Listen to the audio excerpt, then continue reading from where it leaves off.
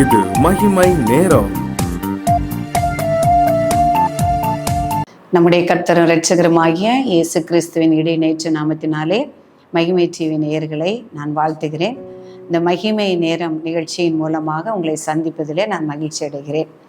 இந்த நாளிலும் தேவனுடைய அழைப்பு என்பதை குறித்து நாம் தியானிக்க கர்த்தர் கொடுத்த கிருபைக்காக கர்த்தருக்கு நான் நன்றி செலுத்துகிறேன்.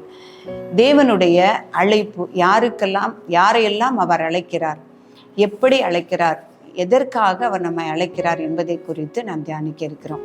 முதலாவதாக பார்க்கும் பொழுது யாரையெல்லாம் தேவன் அழைக்கிறார் என்று பார்க்கும் பொழுது அவர் எல்லாரையும் அழைக்கிறார். ஒரு வசனம் வாசிக்கிறேன். மத்தேயு 11ஆம் அதிகாரம் 28ஆம் வசனத்திலே, வருத்தப்பட்டு பாரம் சுமக்கிறவர்களே, நீங்கள் எல்லாரும் என்னிடத்தில் வாருங்கள், நான் உங்களுக்கு இளைப்பாறுதல் தருவேன் என்கிறார். அப்படியானவர்களே, யாரெல்லாம் வருத்தப்பட்டு நாம் பாரம் சுமந்து கொண்டிருக்கிறோமோ, எல்லாவித பாரங்கள் அந்த உலகத்திலே பாரம் இல்லை என்று சொல்லுவவர்கள் யாருமே இருக்க முடியாது.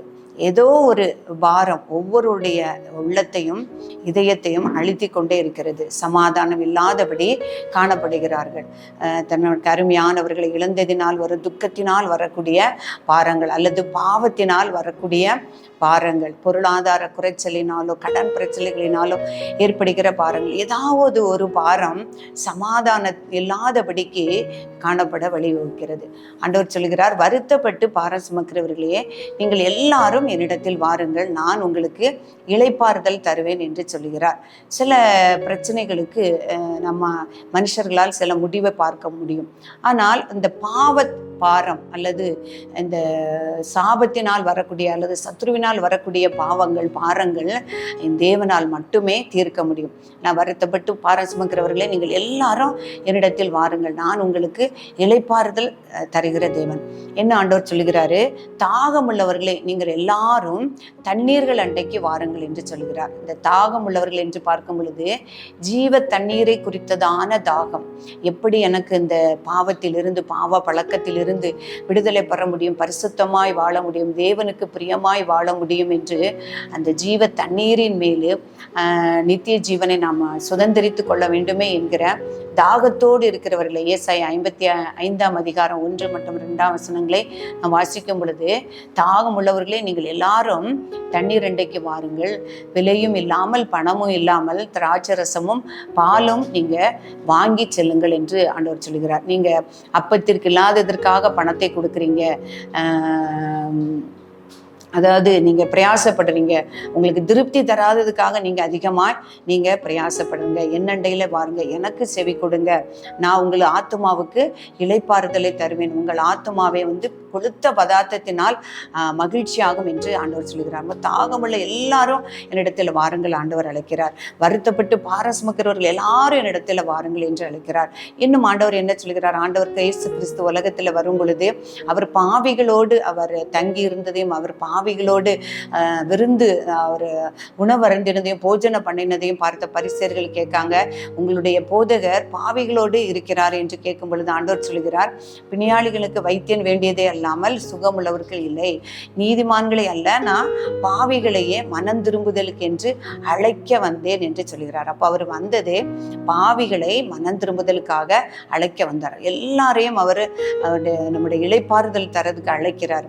அப்புறம் தாகம் உள்ளவர்களை, ஜீவ தண்ணீரின் மேல் தாகம் உள்ளவர்களை நீங்கள் இலவசமாக பணமும் இல்லாமல் விலையும் இல்லாமல் அந்த ஜீவ தண்ணீரை பெற்றுக்கொள்ளுங்கள், திராட்சரசமும் பாலும் நீங்கள் பெற்றுக்கொள்ளுங்கள் என்று சொல்கிறார்.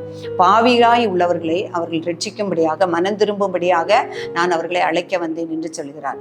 கிறிஸ்து அதே போல அவர் பரமேறுவதற்கு முன்பாக நம்ம ஒவ்வொருவருக்கும் அவர் கொடுத்த அழைப்பு என்ன அப்படின்னா, அவர் கொடுத்த கட்டளையை எல்லா மனுஷருக்கும் சுவிசேஷமாக அறிவிக்க வேண்டும் என்பது. அவர் சொல்லியிருக்கிறார், எல்லா அதிகாரமும் எனக்கு கொடுக்கப்பட்டிருக்கிறது, நீங்க போங்க, நீங்க போய் அந்த எல்லாரையும் சீசராக்கி, எல்லா மனுஷரையும் சீசராக்கி இயேசு கிறிஸ்துனுடைய நாமத்தினால நீங்க அவங்களுக்கு ஞானஸ்தானம் கொடுத்து நான் உங்களுக்கு கட்டளையிட்டது அவர்கள் எல்லாம் கடைபிடிக்கும்படி அவர்களுக்கு நீங்க உபதேசம் பண்ணுங்கள் என்று ஆண்டவர் நமக்கு ஒரு அழைப்பை கொடுத்திருக்கிறது. எல்லார் மேலும் கர்த்தர் கொடுத்திருக்கிற அழைப்பு. இன்னொரு அழைப்பை அவர் பார்க்கும் பொழுது, யாரெல்லாம் யாரெல்லாம் அவர் முன்குறித்தாரோ அவர்களை எல்லாம் அவர் செய்திருக்காரு, அழைத்திருக்கிறார். சில பேரை அவர் என்ன விசேஷமாக அவரை அழைத்திருக்கிறார். கருவில் இருக்கும் பொழுதே முன்குறித்து அழைத்திருக்கிறார். வேதாகமத்தில் பார்க்கும் பொழுது அந்த எரேமியா தீர்க்கதரிசி பார்க்கும் பொழுது அவர் சொல்றாரு, தாயின் கருவில உருவாவதற்கு முன்னே அவர் என்னை அறிந்து கொண்டார் என்று. அறிந்து கொண்டு இன்னென்ன காரியங்களுக்காக அவரை நான் பயன்படுத்துவேன் என்று தாயின் கருவில் உருவாதுக்கு முன்னே அறிந்து அவர் வெளிப்படும் முன்னே அவரை பரிசுத்தம் பண்ணி அவரை இஸ்ரவேல் ஜனங்களை ரட்சிப்பதற்காக, இஸ்ரவேல் ஜனங்களுக்கு தேவனுடைய அன்பையும் ரட்சிப்பையும் சொல்வதற்காக அவரை பயன்படுத்தும்படியாக எரேமியா தீர்க்கதரிசி அவர் உருவாக்கி அவர் அழைத்தார் என்று நாம் பார்க்கிறோம். பிரியமானவர்களே, அதே போல யாரை விசேஷமாக முன்குறித்தாரோ அவர்களை அவர் அழைத்து அவர்களை பயன்படுத்தி அவர்களை மகிமைப்படுத்தியிருக்கிறார். யாரை முன்குறித்தாரோ அவரை அழைத்திருக்கிறார். யாரை அழைத்திருக்கிறாரோ அவர்களை நீதிமான்கள் ஆக்கியிருக்கிறார். யாரை நீதிமான்களாக ஆக்கியிருக்கிறாரோ அவர்களை மகிமைப்படுத்தியிருக்கிறார் என்று எழுதப்பட்டிருக்கிறது போல அவருடைய தீர்மானத்தின்படி யாரெல்லாம் முன்குறித்தாரோ அவர்களை அவர் அழைத்து அவர்களை பயன்படுத்தி இருக்கிறார். அதே போல நாம் யோவான் ஸ்நானகனை குறித்து பார்க்கும் பொழுது இயேசு கிறிஸ்து இந்த உலகத்திற்கு வருவதற்கு முன்பாக அவருக்கான வழியை ஆயத்தம் பண்ணும்படியாக யோவான் ஸ்நானகன் அவர் கருவிலே உருவாகும் பொழுதே அவர் பரிசுத்த ஆவியினால் நிரப்பப்பட்டார் என்று சொல்லப்பட்டிருக்கிறது. அவருடைய தாயாகிய எலிசபெத்தினுடைய வயிற்றில் உருவாவதற்கு முன்னே அவர் கர்த்தருக்கு பெரியவனாய் இருப்பான், அவர் இப்போ வயிற்றில் இருக்கும்போதே பரிசுத்த ஆவியில் நிரப்பப்பட்டிருப்பான் என்று கபிரியேல் தூதரினால் நம்ம சகரியாவுக்கு சொல்லப்பட்டதாக நாம் பார்க்கிறோம். அவரை முன்குறித்து வைத்திருந்தார்.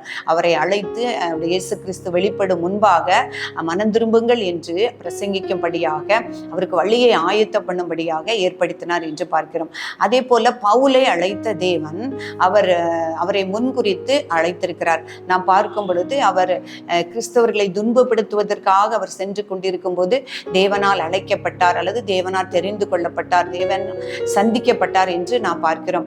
ஆனால் கலாத்தியர் 1ஆம் அதிகாரத்திலே பவுல் அப்போஸ்தலர் சொல்லுகிறாரு, நான் தாயின் வயிற்றில் இருக்கும் பொழுதே அவர் என்னை பிரித்தெடுத்து பிரஜாதிகளுக்கு அவரை அறிவிக்கும்படியாக என்னை தெரிந்து கொண்டு என்னை அழைத்தார் என்று சொல்கிறார். பிரியமானவர்களே, ஒவ்வொருவருக்கும் ஒவ்வொரு அழைப்பு கொடுக்கப்பட்டிருக்கிறார். எல்லாரையும் தேவன் அழைத்திருக்கிறார். ஒவ்வொரு காரியங்களுக்கு மனம் திரும்ப வேண்டும் என்று அழைத்திருக்கிறார். பாவிகளை அழைத்திருக்கிறார். பாரத்தோடு இருக்கிறவர்களை அழைத்திருக்கிறார். தாகத்தோடு இருக்கிறவர்களை நித்திய ஜீவனை சுந்தரித்துக் கொள்ளும்படி அழைக்கிறார். எல்லாவற்றிற்கும் மேலாக எல்லாரையும் அழைத்து அவருடைய நாமத்தை, அவருடைய சுவிசேஷத்தை எல்லாருக்கும் அறிவிக்கும்படியாக அவர் அழைத்திருக்கிறார். அவருடைய அழைப்பை ஏற்று அவருடைய அழைப்புக்கு கீழ்ப்படிந்து நாம் எதற்காக அழைக்கப்பட்டோம் என்பதை அறிந்து உணர்ந்து நடந்து கொள்வோம். ஆனால் அவருக்கு பிரியமான பிள்ளைகளாக நாம் வாழ முடியும். அந்த கிருபையை தேவன் தரும்படியாக நான் ஜெபிப்போம். பரிசுத்தமுள்ள எங்கள் அன்பின் பிதாவே, உமக்கு நன்றி நன்றி என்று நன்றி செலுத்துகிறோம். உம்மை துதிக்கிறோம். இந்த நேரத்திற்காக தேவரே உமக்கு நன்றி செலுத்துகிறோம். தகப்பனே, எங்களை அழைத்து எங்களை தெரிந்து கொண்டு உம்மை அறியும்படியான கிருபையை தந்து உம்மை ஆராதிக்கவும் துதிக்கவும் மகிமைப்படுத்தவும் உடைய விலையேற பெற்ற ரட்சிப்பை பெற்றுக்கொள்ளவும் எங்களுக்கு கிருபை தந்தீங்களே. அதற்காக உமக்கு நன்றி. இன்னும் ஆண்டவரே, நீர் எங்களை அழைத்த நோக்கத்தை நாங்கள் உணர்ந்தவர்களாக அதற்கு கீழ்ப்படிந்து ஆண்டவரே அந்த அழைப்புக்கு பாத்திரராய் நாங்கள் ஒவ்வொருவரும் நடந்து கொள்ள பரிசுத்த ஆவியானுடைய பலன் எங்கள் ஒவ்வொருவருக்கும் தரும்படியாய் ஜெபிக்கிறேன் சுவாமி. எங்களை தாழ்த்தி அர்ப்பணிக்கிறோம். இயேசு கிறிஸ்துவின் நாமத்திலே ஜெபிக்கிறோம் நல்ல பிதாவே, ஆமென்.